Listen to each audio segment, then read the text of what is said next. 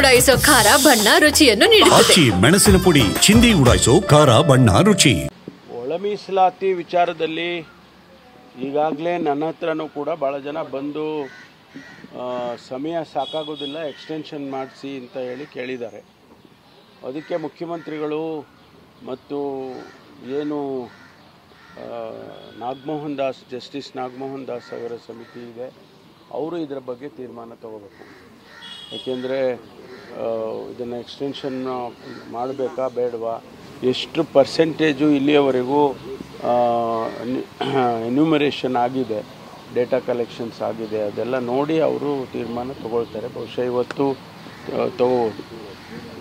ಆಮೇಲೆ ಈಗ ಸಚಿವ ಸಂಪುಟ ಪುನರ್ರಚನೆ ಬಗ್ಗೆ ಕೆ ಎಚ್ ಮುನಿಯಪ್ಪ ಹಾಗೆ ರಾಮಲಿಂಗಾರೆಡ್ಡಿ ಅವರು ಕೂಡ ಹೇಳ್ತಾ ಇದ್ದಾರೆ, ಹಿರಿಯರಿಗೆ 4-5 ಬಾರಿ ಗೆದ್ದಂಥವ್ರಿಗೆ ಅವಕಾಶವನ್ನು ಮಾಡಿಕೊಡ್ಬೇಕು, ಒಬ್ಬರೇ ಅಧಿಕಾರ ಅನುಭವಿಸೋದು ಸರಿಯಲ್ಲ ಅನ್ನೋ ಮಾತುಗಳನ್ನು ಹೇಳಿದ್ದಾರೆ. ಗೊತ್ತಿಲ್ಲ ನನಗೆ, ಅದ್ರ ಬಗ್ಗೆ ನಾನು ಕಾಮೆಂಟ್ ಮಾಡೋಕ್ಕೆ ಹೋಗಲ್ಲ.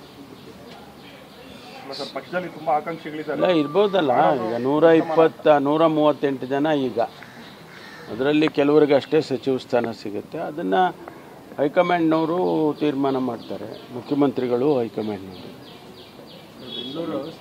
ಒಳ ಮೀಸಲಾತಿ ವಿಚಾರದಲ್ಲಿ ಈಗಾಗಲೇ ನನ್ನ ಹತ್ರನೂ ಕೂಡ ಭಾಳ ಜನ ಬಂದು ಸಮಯ ಸಾಕಾಗೋದಿಲ್ಲ, ಎಕ್ಸ್ಟೆನ್ಷನ್ ಮಾಡಿಸಿ ಅಂತ ಹೇಳಿ ಕೇಳಿದ್ದಾರೆ. ಅದಕ್ಕೆ ಮುಖ್ಯಮಂತ್ರಿಗಳು ಮತ್ತು ಏನು ನಾಗಮೋಹನ್ ದಾಸ್, ಜಸ್ಟಿಸ್ ನಾಗಮೋಹನ್ ದಾಸ್ ಅವರ ಸಮಿತಿ ಇದೆ, ಅವರು ಇದರ ಬಗ್ಗೆ ತೀರ್ಮಾನ ತಗೋಬೇಕು. ಏಕೆಂದರೆ ಇದನ್ನು ಎಕ್ಸ್ಟೆನ್ಷನ್ ಮಾಡಬೇಕಾ ಬೇಡವಾ, ಎಷ್ಟು ಪರ್ಸೆಂಟೇಜು ಇಲ್ಲಿಯವರೆಗೂ ಎನ್ಯೂಮರೇಷನ್ ಆಗಿದೆ, ಡೇಟಾ ಕಲೆಕ್ಷನ್ಸ್ ಆಗಿದೆ, ಅದೆಲ್ಲ ನೋಡಿ ಅವರು ತೀರ್ಮಾನ ತಗೊಳ್ತಾರೆ. ಬಹುಶಃ ಇವತ್ತು ತಗೋಬೋದು.